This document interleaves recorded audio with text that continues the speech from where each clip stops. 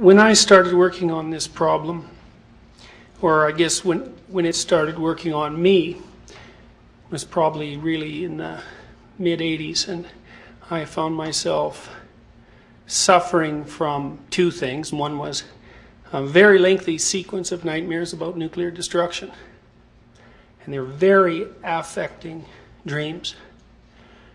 And associated with that was a sense of amazement that a dream that was that awful could reflect a reality that could be that awful. And an additional amazement at the fact that despite the production of thousands and tens of thousands of weapons of unimaginable destruction and the qualitative change in human capacity that represented, that people could go about their day-to-day lives without acting as if anything fundamental whatsoever had changed. Now, I've never really been able to figure out why that disturbed me so much when it seemed to not disturb to any profound degree most of the people I knew. It doesn't really matter. The upshot of it was that I probably spent my whole life trying to understand what evil was, and more importantly, what might be done about it. It's a strange pursuit in some ways for an academic to undertake, because academics tend to talk about academic things. And one thing you can say about evil is that whatever it is, it's not bloody well academic. It's not an intellectual issue. It's an existential issue. And it's not a theoretical issue. It's an issue that deals with the absolute nature of reality. And I guess sometimes I think that people who go into academia to shield themselves from having to ask questions about the absolute nature of reality. So,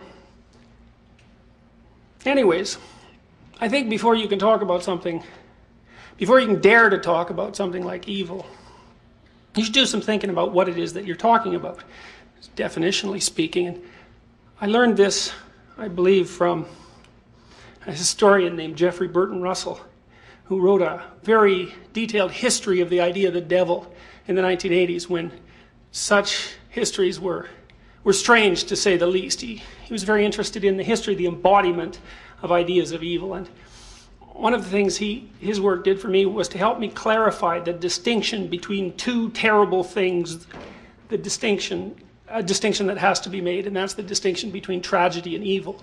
And I don't think you can talk about evil at all until you distinguish it from tragedy. And so I'm going to try to distinguish evil from tragedy by making some reference to the essential existential condition of human beings. I would say that the nature of human being is such that it consists of a confrontation with the bounded finite with the unbounded infinite. And that those are the bare facts of the matter. And the facts are that the world of experience as it presents itself to us is literally and not metaphorically complex beyond our capacity to understand. And that means that people deal in a real sense on an ongoing basis with the infinite. And I believe that that fact is the reason why religious experience is essentially, and belief is essentially endemic to mankind. It's a human universal, and it's not because people believe. It's because human existence as such consists of a confrontation between the finite and the infinite. And religious systems merely take that into account. Now, our finitude in the face of the infinite has some inevitable consequences, and I would say those consequences are essentially the existential conditions of life. And the first of those consequences is that the finite is always overwhelmed by the infinite. It has to be, because it can't encapsulate it. And so what that means is that that suffering is central to the nature of human existence. And suffering exists as a consequence of the consequences of our limitations. I mean, every single person who's alive is going to die. And every single person who's alive is going to deal with serious physical illness and mental distress. If they don't suffer, if they aren't suffering it directly, immediately, right now, on their own, it's almost inevitably the case that every single person who walks the earth is confronting the bare bones of reality at that level in the guise of an afflicted family member. And so the fact of our finitude is again, no academic issue. It's central to the nature of our being, and we're forced to deal with it on an ongoing basis. So I would say insufficiency is built into human experience, and there are existential consequences to that. Now, I read something a long time ago, and I don't remember who wrote it, but it was written about Jewish commentary on the Torah. God is omniscient, omnipotent, and omnipresent. What does he lack? And the answer is limitation. And that's a riddle and an answer of unparalleled brilliance as far as I'm concerned, because I think it speaks deeply to something about the central nature of existence itself, and that is that without limitation there's no being. Now that's a hard thing to understand, but I think you can understand it in a number of different ways. The first thing you might want to understand is that I play this game with my students sometimes in my class. I'll come up to a student, or pick them at poor victim at random, and come up to them and say, okay, we're going to play a game. And they say, okay. And I say, well, you move first. Well, and they don't know what to do. And the reason for that is because the limiting parameters of the game have not been defined. And as a consequence of that, they're stunned by their infinite freedom into complete immobility. And what that means in a sense is that in the absence of serious constraint, there can be no choice, no freedom, no existence. And I believe this to be fundamentally true, just as the fact that human being is vulnerable is fundamentally true. Here's another example that I think is more personal to me, and it emerged in my imagination as a consequence of my contemplation of my son's vulnerability. So I have children. They're teenagers now. I still like them. One of the things I was really struck by when my children were little was how perfect they were. And I believe that was the benevolence of God, in a sense. Children are tremendously difficult. They're a tremendous responsibility. But they're so perfect, and they manifest that perfection in such a remarkable way that's the payment for taking on the responsibility of bringing them into being and caring for them. And the thing about being a parent is that the vulnerability of people is made manifest to you in a way that was never the case prior to that. And it's haunting and it's beautiful, but it's also exactly right in a way. And I was thinking, well, look at my son. He's a little kid, and you got to chase after him all the time. He can get sick. People hurt him. People are going to be mean to him. He's going to be disappointed in his life. He's vulnerable, and it's a constant tragic reality that he's vulnerable. And I thought, well, okay, let's say we want to do something about that. So let's say we make him so that no one can pick on him. So you could inflate him to about 20 feet high and equip him with a metallic skeleton and a cast iron exoskeleton, and you could equip him with a computerized intelligence that far supersedes his own, and you could remove his vulnerabilities one by one, hypothetically, and of course more and more we're in a position where we could do that in reality. And one of the things I realized right away was that as you remove the vulnerabilities, you remove the thing you love. And then I started to understand more deeply that vulnerability was a precondition for human being, and that was a desirable precondition, because the things about human existence that are wonderful and remarkable are so integrally tied up with vulnerability that they're actually inextricable. The Jewish commentary, what the infinite lacks is the finite, is a more abstract way of getting at the same thing. If you could do absolutely anything you wanted at any point, and be anywhere you wanted, and be anything you wanted, and if there was nothing that was out of your reach, there would be nothing to do, because you'd be everything at once. And when you're everything at once, which is, at least in principle, the position of God, there's no story, and there's no being, and there's something about being that is a story, and without limitation, there's no story. So then the question starts to become, with regards to consideration of human vulnerability, is there a way to conduct your life in such a manner that the intrinsic vulnerability that characterizes your life is rendered not only acceptable but desirable? And to me, that's the central question of existence. And I tell you, get that wrong, you're on the wrong track. And if you're on the wrong track, man, you are in one terrible place. I would say, with regards to tragedy, humans are vulnerable, and that's tragic. But if tragedy is the price that we pay for existence, then so be it, if existence is justifiable. And so tragedy itself, which is merely a revelation of our vulnerability, can't be regarded as evil. It's a condition of existence. And so it's necessary to distinguish the tragic conditions of existence from evil before you can even address the problem. And I think what that means to some degree is you should not blame on the relationship between the finite and the infinite the terrible failings of humanity that can be laid directly at the feet of human beings.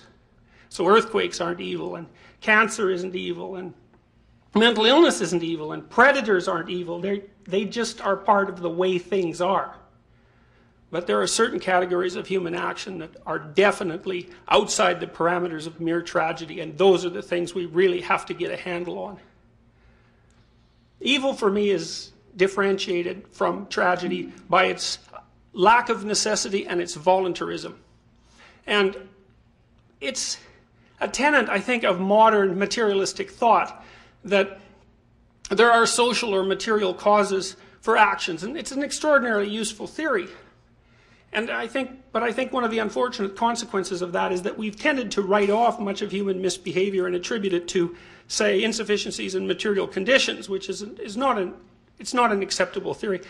There are all sorts of human cultures that were characterized by virtually complete absence of material luxury, well-being, whose cultures were highly functional and highly moral. And to describe the propensity towards misbehavior as a consequence of economic inequality is entirely beside the point as far as I'm concerned. Evil is more pernicious than that which is generated, for example, by social inequality. I think it's actually, although this is a terrifying thought in some ways, it's more appropriate to consider it a form of demonically warped aesthetic. And I'll give you a couple of examples of what I mean by that. For example, because the manifestation of this warped aesthetic makes itself apparent under certain conditions. So, for example, I think it made itself apparent in the imagination of the first politician who coined the acronym MAD, or Mutual Assured Destruction. That's an aesthetic of evil. To make a joke of a situation that catastrophic indicates the kind of malevolence that lurks behind the fact that such a condition exists. The motto on the gates of Auschwitz, I believe, in the Second World War, work will make you free. That's another manifestation of the aesthetic of evil. It's a terrible, terrible, ironic joke. And it's instructive to meditate on what sort of imagination would have the arrogance to tell such a terrible joke. The concentration camps are classic examples of evil, and I think by analyzing at least certain kinds of events that occurred within them, it's easier to get a clear idea of what evil constitutes. And one of the stories that's always haunted me, I guess, is, I believe it's another story derived from Auschwitz. The prison guards in Auschwitz would take the prisoners who were already stripped of their dignity and, to whatever degree possible, their identity and their culture and their language and their status as valuable beings, and yet that wasn't sufficient. They needed to be tortured in addition to that before they were killed. And the torture often consisted of self-evidently counterproductive work, a situation that also frequently characterized activity in the Soviet Gulag archipelago, where perhaps 60 million people met their death. A typical Auschwitz example was the requirement for prisoners to carry 100-pound sacks of wet salt from one side of the compound and then back again. Now that's evil as far as I'm concerned, and you have to think about it from an aesthetic perspective, in a sense, because it's a celebration of horror. And it's a conscious attempt to violate the conditions that make life itself tolerable. And it's aimed at dehumanization, destruction of the ideal, and at an even deeper level, revenge against the conditions of existence itself. I've tried to understand the developmental pathway that leads to acts like that.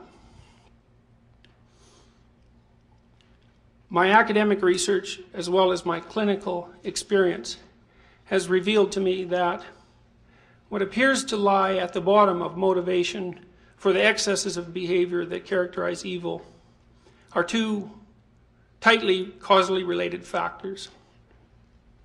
One, arrogance, another, resentment. And both of those are tied up with vulnerability of human beings in the face of the infinite, but tied up with something more profound as well. The most thorough account of this that I've managed, I think, at least to partially comprehend, I believe is contained in the first couple of the stories in the Old Testament. In Genesis, the story of Adam and Eve and the fall of man, and the immediately following story of Cain and Abel. As far as we can tell, those are very, very old stories. They predate Judaism, at least in some of their structural elements. It's conceivable that some of the elements in those stories are as old as the human capacity to tell stories itself, assuming that they were grounded in an oral tradition that predated the written tradition. And we know that oral traditions can last, at least in some forms, unchanged for periods of up to 25,000 years. So the anthropological and archaeological evidence is fairly clear on that point. These are very, very, very old stories. And people remembered them and created them for reasons we really don't understand. And they're strange and mysterious and unforgettable all at the same time. The story of Adam and Eve, as far as I can tell, is the story of the coming of consciousness, the coming of self-consciousness to mankind. And I think that the human self-consciousness is what separates us from animals. In Genesis, there's an insistence that when Adam ate the apple that Eve offered to him, the scales fell from his eyes, and the first thing that he realized was that he was naked. And what that seems to me to mean is that, I think it means, first of all, that women make men self-conscious. And I think there's ample reason to presume that, and there's good evolutionary reasons for suggesting why that might be the case. Because sexual selection among human beings has been a primary force of evolutionary development, and sexual selection in human beings is primarily conducted by women. So, for example, as Roy has pointed out in his address to the APA a few years ago, and I hope I get this right, twice as many of your relatives were women as men. And that means that women are more frequently reproductively successful than men, and that they reject most men. And the rejection of a man for reproductive purposes by a woman is the most serious form of rejection that's possible from an evolutionary point of view, because the judgment is that, well, you might be nice enough to talk to, but you're sure not fit to have your genes propagate into the next generation. So it's no wonder that women can make men self-conscious, and I think there's some reason to presume that it's the sexual selection forces that women placed upon men that drove rapid human cortical evolution and the development of self-consciousness. Now that's a leap, and there's no way I can justify that in the course of this particular talk, but I think there is good reason to presume that it's the case. In Genesis, human beings become self-conscious, and the first thing that happens to them is that they realize they're naked, and then the next thing that happens to them is they develop the moral sense to tell the difference between good and evil. And it's a very strange thing, because in some sense, before a creature is self-conscious, there is no distinction between good and evil, because as I said before, a predator is not evil, it's just a predator. The fact of a predator, like a wolf, might be a tragedy for the rabbit, but you can't be assuming that the wolf is evil merely because it wants to eat the rabbit. But with the dawning of self-consciousness, there seems to be the emergence of a moral sense that's essentially unique to human beings. And that has something to do with our capacity to reflect upon the mechanisms of our action, and then for some reason to be able to modify those actions and to choose which ones to implement into the future. In the future. We don't understand that, and you can even deny, if you'd like, that the phenomena of free choice exists, but our culture is essentially predicated on the notion that it does exist, and in the absence of evidence that it doesn't, I'm going to take the easy way out and assume that it does. Otherwise things fall apart, and they fall apart badly. After Adam and Eve become self-conscious, the first thing they do is clothe themselves. And to me, that's a mythological description of the emergence of culture as an intercession between the fundamental vulnerability and nakedness of the human form and the depredations of nature. If you realize that you're vulnerable and prone to death, the first thing you're going to do is to start rearranging the manner in which you construe yourself so that you can protect yourself from such an unfortunate outcome.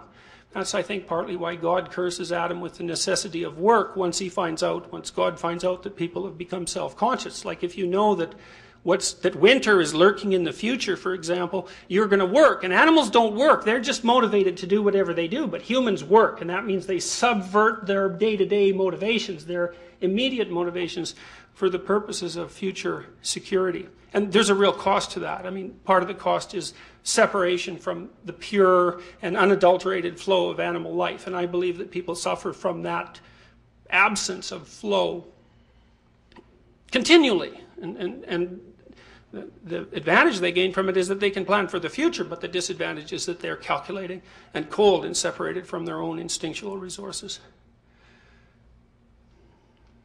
Eve, of course, is cursed by what's going to be terrible pain in childbirth. And that's related to the development of the immense skull size that characterizes human infants and their incredibly lengthy period of dependence, which is also associated with their immense brain. After Adam and Eve become self-conscious, they hide. And this is actually a comical part of Genesis. It's never really read as a comedy, but it is a comedy. Even the fall itself is a comedy. And so they're hiding away behind a bush. And God comes walking through the garden. And God, the infinite, is accustomed to walking with Adam with no interruption of the flow of information between them.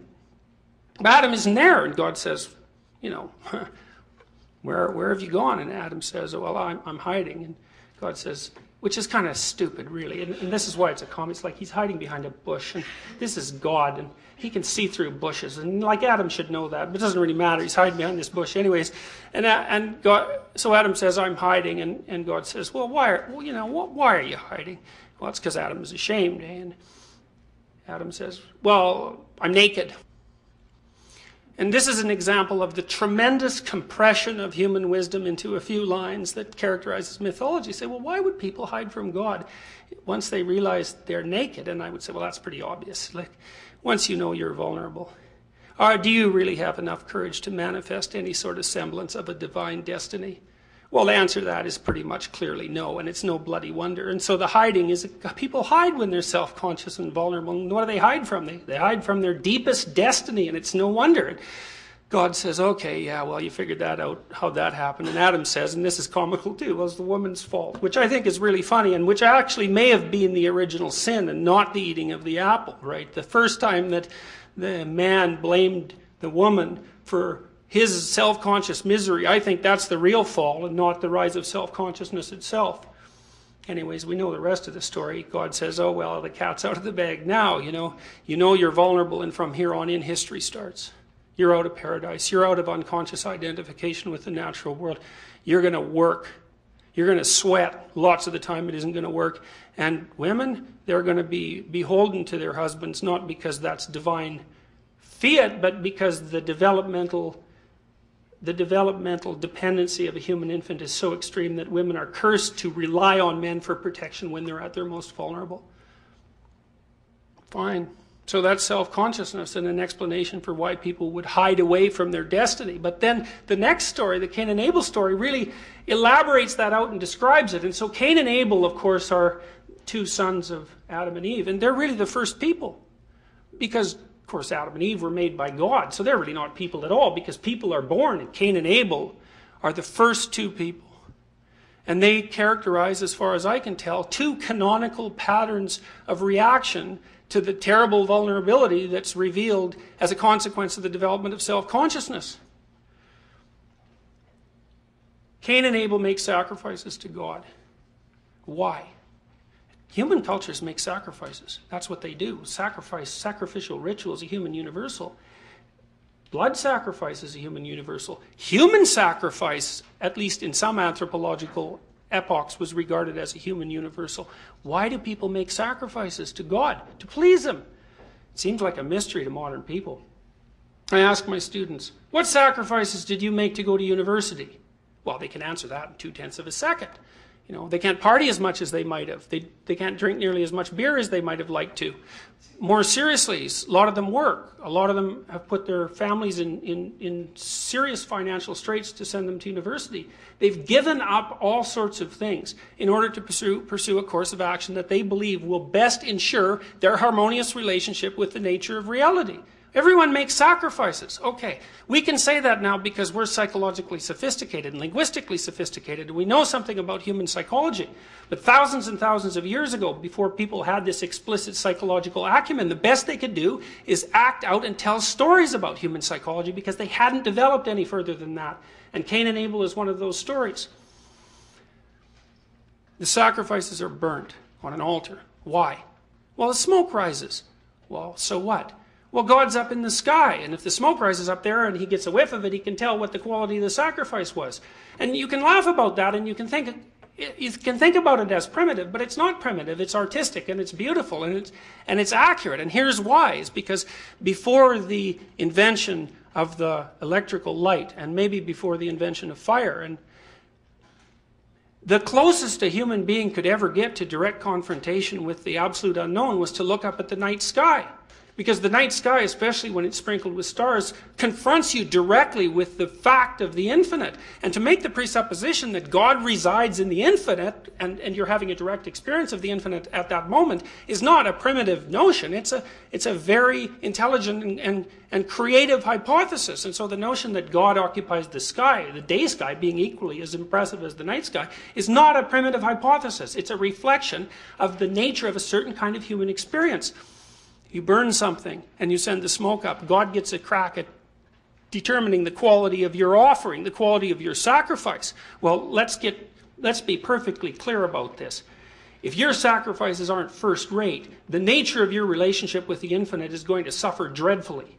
And that's exactly what the story of Cain and Abel reveals. Now, Abel, he's a trusting character. He believes in the nature of experience and the nature of existence. When he's called on to make a sacrifice, he sacrifices the best that he has to offer. And that makes God happy. And as a consequence, everything that Abel touches turns to gold. Everyone likes him. They respect him. His crops multiply. He's successful with women. Plus, he's a wonderful guy. So you could hardly imagine a more annoying creature if you possibly attempted to do it. Whereas Cain has reacted to his self-consciousness by withdrawing from the infinite. And there's a tremendous danger in that because it starts to mean that he relies purely on his own devious devices to sail his ship through the shoals of life.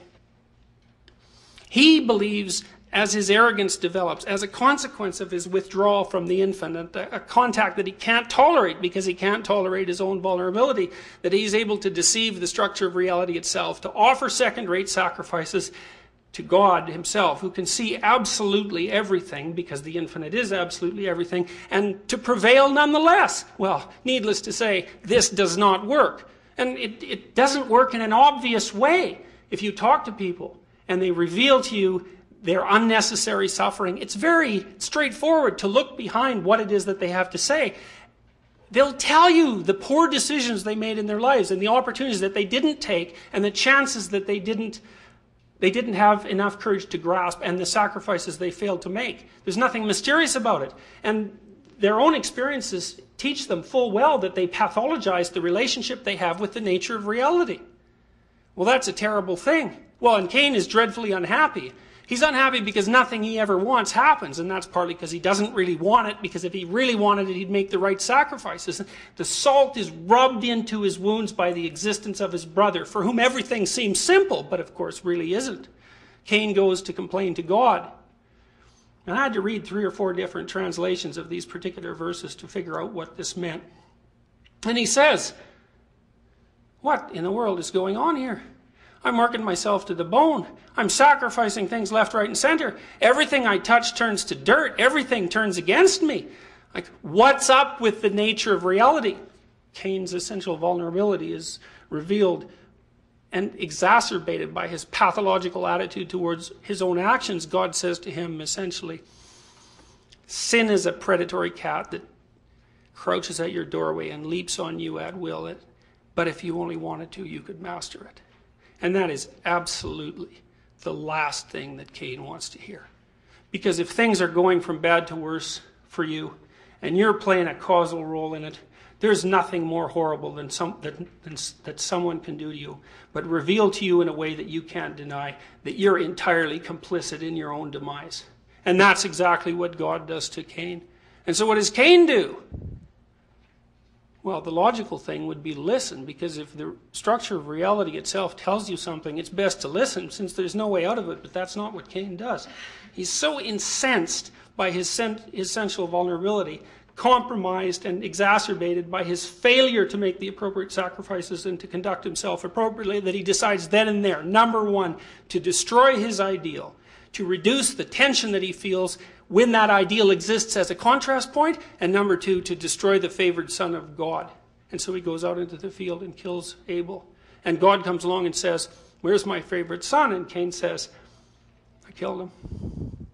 And it's so interesting to me that that story is placed, really, it's the third story in the Old Testament. It's with the archaic stories. And it's a story that reveals, as far as I can tell, that there are two essential patterns of reaction to the self-conscious, vulnerable conditions of existence. And one is humble approach to infinity with determined attempts to make the appropriate sacrifices. The other is arrogance, resentment, the keeping of everything good for oneself, and the degeneration of the soul into something that's homicidally murderous. Well, the story doesn't stop there, and it gets really compressed in this part, and that's perhaps because some of it's been lost with the passages of time. But the next thing that happens is that, well, God doesn't punish Cain. And you think, that's kind of strange. I mean, the Old Testament God, he's punishing people left, right, and center. It's right, why not Cain? And you think, well, he marks Cain, and he says to the people who are around that they should leave him alone, because he's been marked by God as to be left alone. And the reason for that, I think, and this is something that's reflected in our legal system, is that murder promotes revenge. And revenge destroys societies. And so God puts an end to the situation right there and then by telling people that despite the fact that Cain has committed a terrible crime, that there will be no retribution. Cain goes off and gets married. And he has a number of generations of offspring. If you insult a member of the first generation of Cain's offspring, he doesn't kill you, he kills 7 of you. And if you insult a member of the second generation of Cain's offspring, he doesn't kill 7 of you, he kills 7 times 7 of you. And then on down the road of the offspring of Cain is Tubal-Cain. And Tubal-Cain is the artificer of weapons of war. And this stunningly brilliant story says in its incredibly compressed fashion that the motivation that drives the commission of the worst human atrocities is an inevitable social consequence of the refusal of the self-conscious individual to make the sacrifices appropriate to establishing a harmonious life, and their consequent degeneration into a kind of murderous and resentment-filled rage, propagating endlessly through its variations in society until everything comes to an end. And the next story is the flood. And it's not surprising, because if things go from bad to worse long enough, everything falls. And it's a terrifying story, and I didn't understand that story. I didn't understand that story for years. It wasn't really until I read Alexander Solzhenitsyn that I developed, I think, the cognitive capacity to even understand what the story meant, because Solzhenitsyn said in his Nobel Prize accepting speech, a single person who stops lying can bring down a tyranny, which is a stunning thing to say, but I would also say something that's been amply demonstrated in the 20th century, because we have historical examples of people who did precisely that. Gandhi did it, Václav Havel did it, Nelson Mandela did it. Solzhenitsyn's Gulag Archipelago was definitely one of the axe blows that brought down the Soviet Union. A stunning achievement for a person who started writing that book by memorizing it when he was a concentration camp victim this far away from starvation. It shows you, as clearly as anything possibly can, how powerful the human spirit can be if it's willing to take on the obligation of its relationship with the divine. And also how terrible things can become if the responsibility of that burden is not shouldered. Now, it's no wonder, as far as I can tell, that people don't think this way, because thinking this way it's catastrophic in a way, because the burden it places on the individual is so extreme that it's almost unbearable. Well, but that's exactly why it is in Genesis to begin with that Adam hides when he becomes conscious of his own vulnerability. It's like he thinks, well, a creature such as I could never bear such a burden. Well, there's a lot more to people than meets the eye. And the only way I learned that was by looking at people's and my own capacity for evil, because I started to realize that we regard ourselves as narrow little beings in a particular kind of box. And there's real comfort in that, although there's tremendous limitation. You cannot see your way out of that box until you know, well, what I teach my students. I teach them about Nazi Germany, and I try to make them understand that there's an overwhelming probability, if they were in Nazi Germany in the 1930s, that they would have been perpetrators and Nazis. An overwhelming probability. And if they can't accept that, because it's a historical fact, they have absolutely no idea who they are. Now, imagining yourself as a Nazi perpetrator is an unbearably terrifying thing to do. But I don't believe that you can I don't think that you have any insight whatsoever into your capacity for good until you have some well-developed insight into your capacity for evil. Because people can tell you till they're blue in the face about your capacity for good. It just sounds like, wishful thinking. It sounds like the sort of thing that an advertiser might tell you on TV. It's just too good to be true. And I don't think people believe it. But I think that if you tell people that, you know, in the cold, dark corners of their mind, there are motivations that are so terrible that they would traumatize themselves if they were ever revealed, that everyone knows at some level of analysis that that's absolutely true. You think there's evidence throughout history that it's possible for people to be enlightened. And you'd think, since enlightenment is viewed as the medication for vulnerability and death, that everybody would be struggling as hard as they possibly could to be enlightened, if such a state exactly and precisely exists. But if the barrier to enlightenment is the development of self-consciousness of the individual human's infinite capacity for evil, then you can be immediately convinced about why enlightenment is in such short supply. When I finished my first provisional examination of the sorts of motivations that drove people to set up concentration camps and to torture people terribly in those camps, I came to a terrible conclusion. It was a conclusion that I think in some ways was the worst thing that had ever happened to me, maybe intellectually and morally. I came to understand why it is that people depended on their group identity and their cultural identification, because that helped protect themselves from their own vulnerability. You have to believe things because you just don't know everything. So you have to believe things. They fill in the gaps. The beliefs fill in the gaps. If the beliefs are stripped from you, then your defenses against the infinite are stripped, and it's no wonder that people will defend their beliefs. I thought, well, if you're too involved in defending your beliefs, you're going to be willing to kill other people in their defense. And we're so technologically powerful now that we can no longer be willing to kill other people in the defense of our own beliefs, because the time for that is past.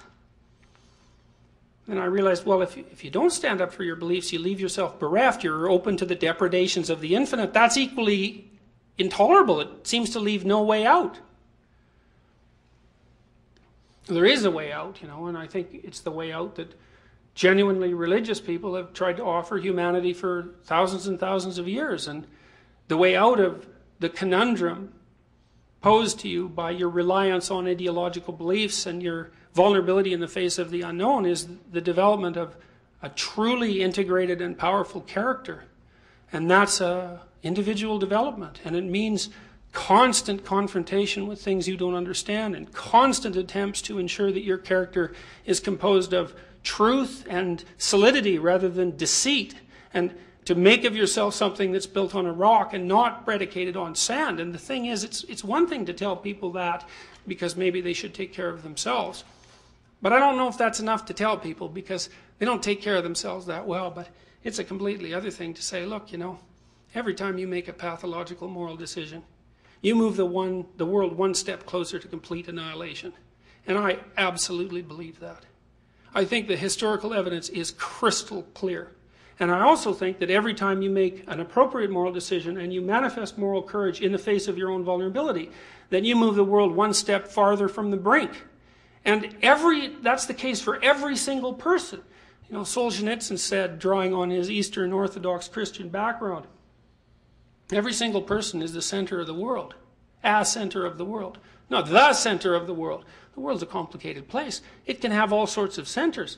It's hard to believe that you might be one of them, but everything about human existence is hard to believe. The fact that it's here at all is hard to believe. The nature of it's hard to believe. Everything that human beings does is so ridiculous and remarkable that it's like it's a consistently and constantly unfolding miracle. The idea that each of you might be a center of the cosmos in that infinite admixture of ridiculousness and absurdity is hardly more than one more ridiculous thing to swallow. Well, I'll summarize, I guess.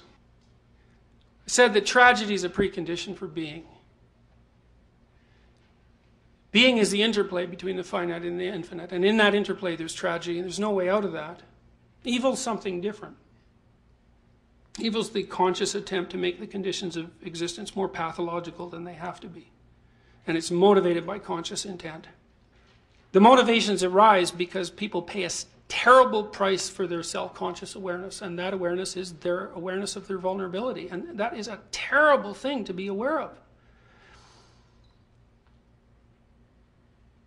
That vulnerability can be confronted forthrightly, accepted, and the appropriate decisions made. Alternatively, people can retreat into their own rationalistic arrogance and attempt to deceive themselves and everyone else about the nature of their own existence and about the nature of reality. That pathway leads to nothing but destruction. I think that there's good reason to assume that it's too late in our developmental course as a species for that path to be acceptable anymore, because we're too powerful. And if too many people stay on that path, we're going to do ourselves in. And so I would say, as we've become more technologically powerful, an increasing moral burden is being placed on each of us. It matters to the destiny of the cosmos whether or not you get your moral act straight. And I don't mean that in a trivial way. I believe that that's as close to an empirical fact as anything that can be demonstrated. And I also believe that's as terrifying a thing to consider as anything you could possibly imagine. And maybe it's too much to ask of people.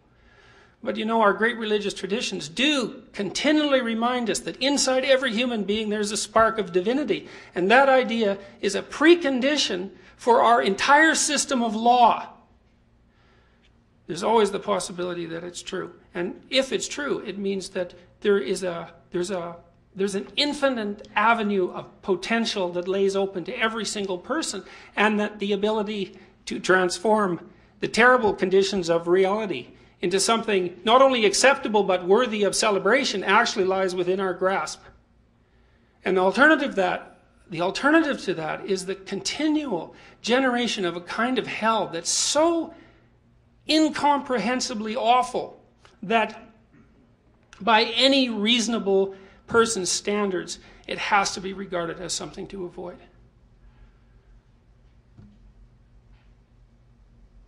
That's all I have to say about that.